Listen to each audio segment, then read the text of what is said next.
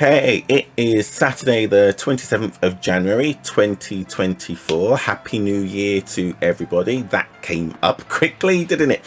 This video is slightly different to the previous content that I've uploaded, and it's in response to a few queries that have been in the comments of some of my previous videos. And it's the same theme. Would you be able to share your VR settings? Would you be able to do a video and put up what you have and how you have it configured? So before I do that, and I will jump into that very quickly, I need to put some disclaimers. I would not know my ambient occlusion from my fixed foveated rendering if it came up and bit me. No matter how hard I try, no matter how many videos I watch, the technical elements of GPUs, CPUs, memory leakage, all of that just goes over my head. I have to watch video after video after video, and no matter how many videos I consume, I will never remember what one means and what the other does. So I literally just do trial and error. Watch the video, and as I'm going through the video, make a setting change, see if that works for me. If it does, fantastic. If it doesn't, I go backwards. So that's my disclaimer. I will put what my settings are, what has worked for me, what is currently working for me, and why I've made some of those decisions. But I will see, I have to just put my hands up and say right now, if you then need to ask any questions about any of the technical elements of what one thing does and why it's a good option, I probably won't be able to answer it for you. However, what I will do is I will put in the description a link that should pop up for you, a list of videos on YouTube from other content creators who do actually know what they're talking about, who have put their best tips, their top tips, their best practice, their experiences with configuring Assetto Corsa for VR. So with that said, let's take a look at what I have. So another disclaimer is that everything I have is configured to work with my setup. So I have a Pimax 8KX, I have an RTX 4090, I have 64 gigabytes of RAM, and I have an AMD 9500. I think it's an AMD 9500. I will have to go and look in my systems information just to see if I'm lying to you. So everything I have, which is probably no longer any money in my bank account because I had to spend that stupid fortune just to be able to get my system to work with VR for some of the games I want to play. Disclaimer. Everything I have configured is configured around me having this Pimax 8KX. So if I go to look at my settings, you'll see that, let's go to general first. First thing is make sure that you've got the current version of your firmware.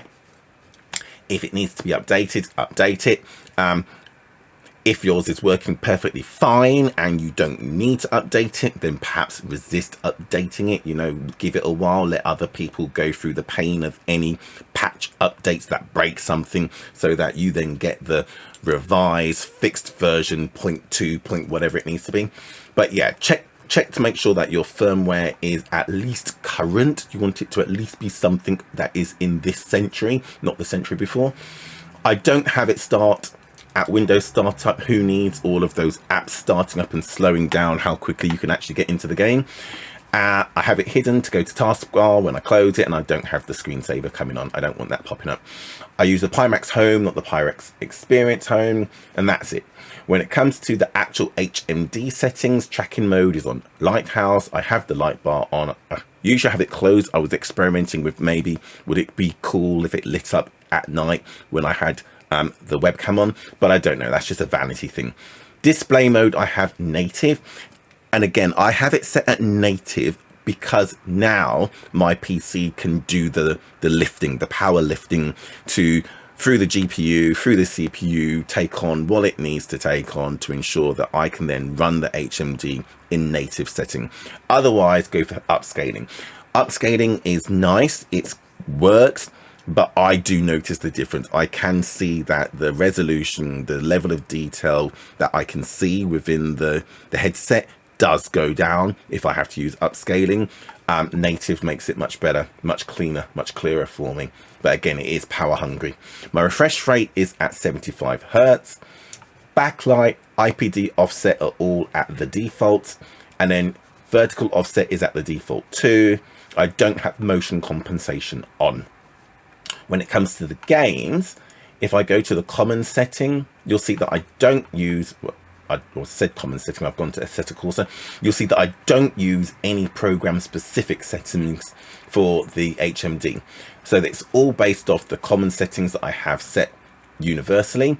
I do, however, when it comes to Microsoft Flight Simulator, which wasn't the query, but just in case there are any of the flight sim fans watching this video as well, I do have specific settings for Microsoft Flight Simulator based on, again, best practice tips that I found in a few videos I've watched online.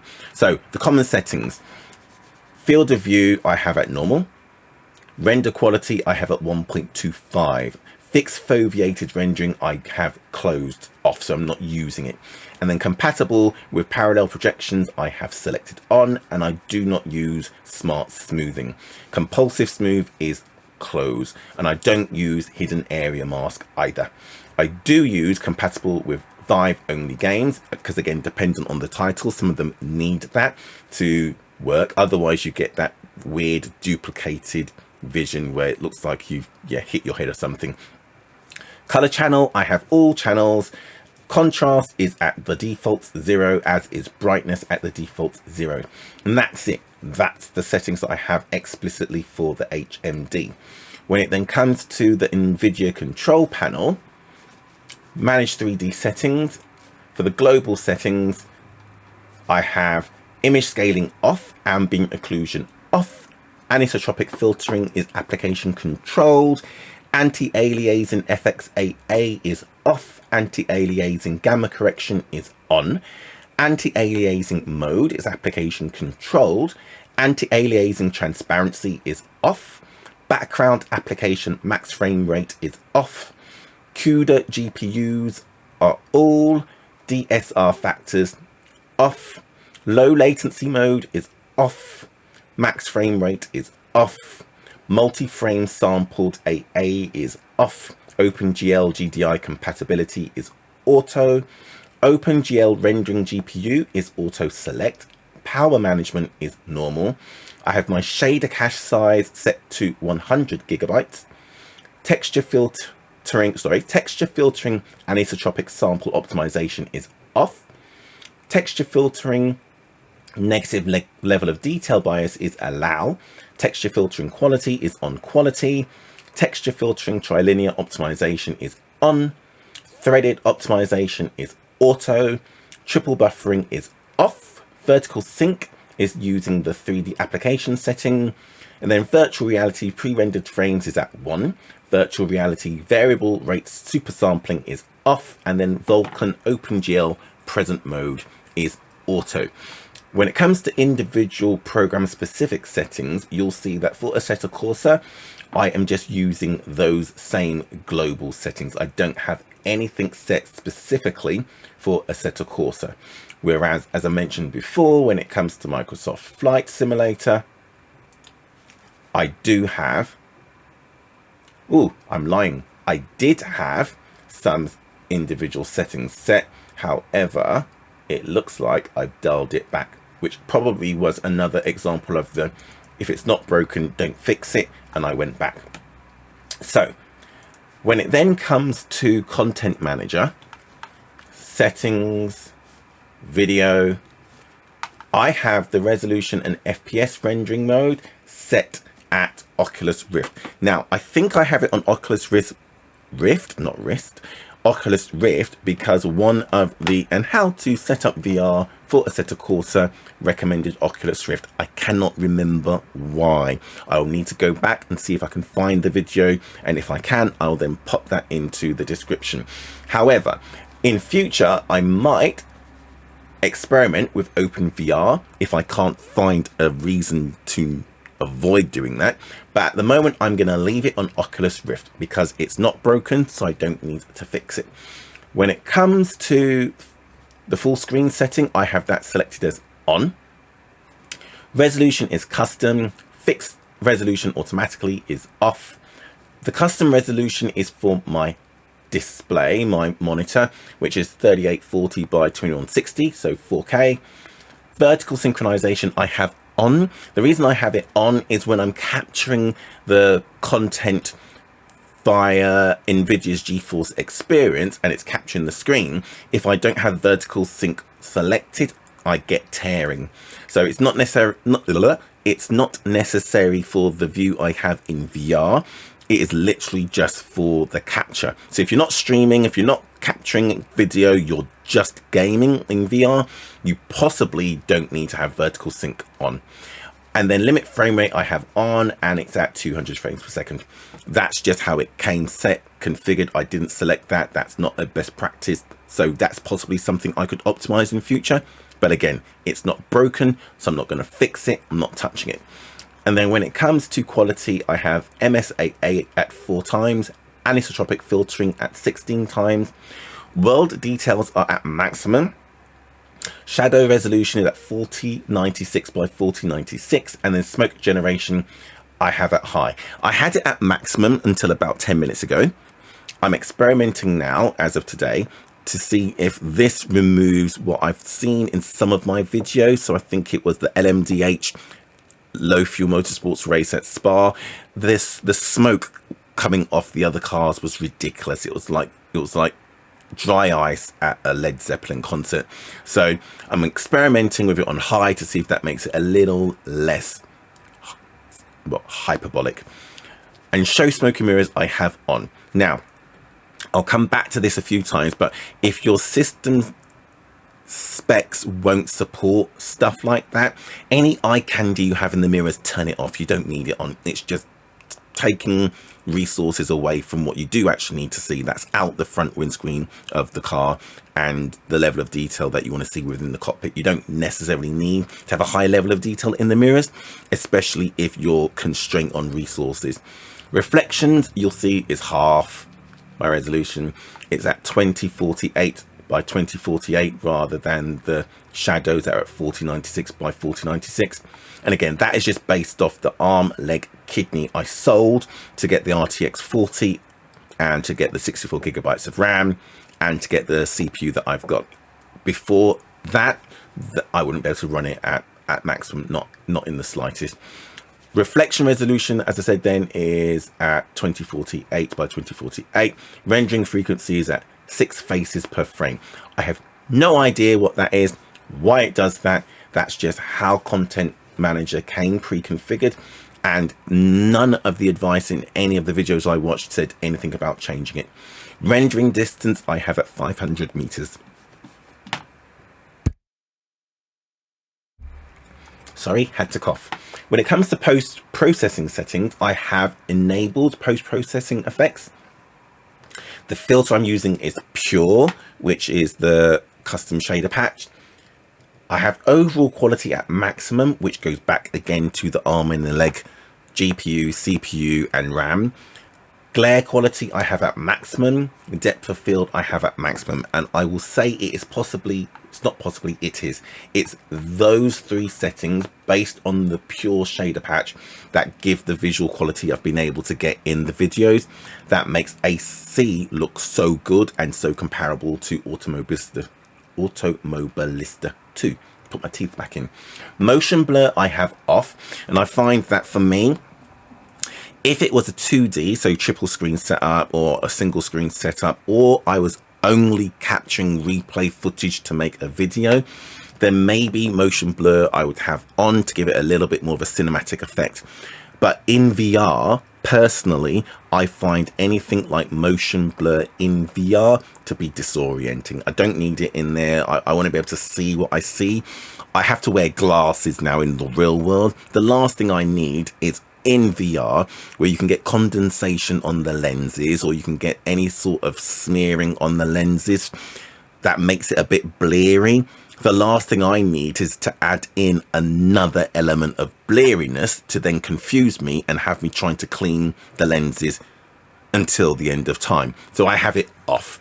I have saturation at 100%. heat shimmering on, sun rays on, and then FXAA is on. Mirrors, see, you can see the mirror resolution I've dialed down at 256 by 1024, but I do have that high quality. And again, if I started to see that there were issues and I was starting to see that there were performance issues when I was racing or capturing, I'd probably turn off the high quality, because I don't need high quality in the mirrors, and no one needs high quality in the mirrors unless, again, you just want that really good eye candy effect. And then for the Oculus settings, pixels per display is 1, mirror texture is selected, and then for the system, I don't have selected allow unsupported DirectX 10, and I have skybox reflection at 150%, and then I've got MIP level of detail bias at 0. I have no idea what that is. That's just how it came. And then max frame rate latency is on auto. So that's it. Those are all of my settings. That's the Nvidia Control Panel settings. That's the content shader patch settings. And then that is, where are you? Where have you gone? My individual settings for the Pimax HK. Yeah.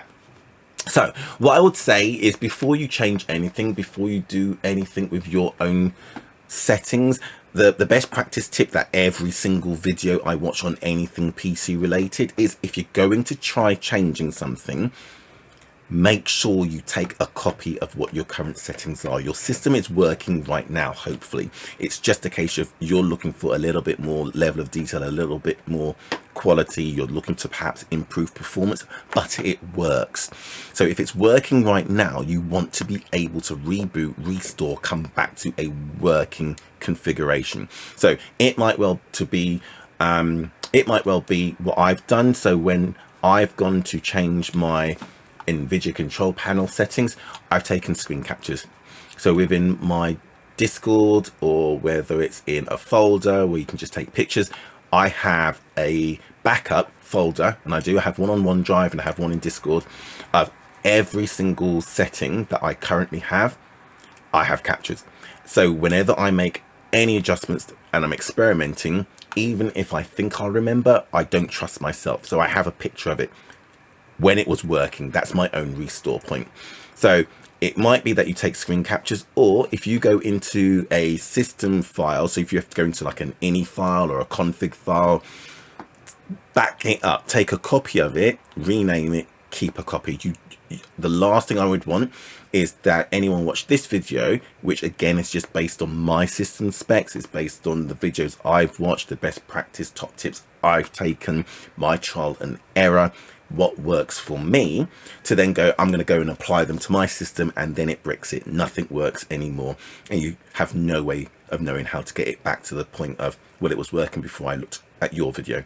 So take a picture, make a copy, back it up, make sure you give yourself a reboot, restore point to make sure you can at least get back to where you were before you watch this video. Other than that, what I've also got, and I'll put in the description, is I just did what I usually do before I try a search. What are the best settings for VR for Assetto Corsa in YouTube? Let me make it bigger so you can actually see it.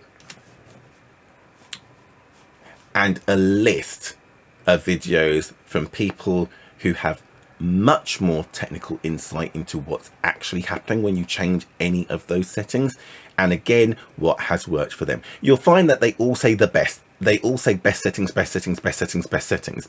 So take that with a pinch of salt. That is, everyone's saying it with the best intentions in the world, but you always have to factor in the variable that in PC gaming, everyone has a very specific set of components. No two people, well, maybe they do, but it's unlikely that your CPU, your motherboard, your RAM, your GPU configuration matches the next person's. So you always have to factor in that where they have best, this is best for them. This is best for their setup. You need to find what's best for yours. So dip in, dip out, take a little bit of this, a little bit of that, experiment, but make sure, please, I implore you, make sure you have taken a copy, a backup, a restore point of where you are today, because it currently works. And on that note, good luck. And if you find that any of this was helpful, if any of this improves what you currently have, brilliant. Then pop a like, maybe a subscribe, but definitely comment in the comments.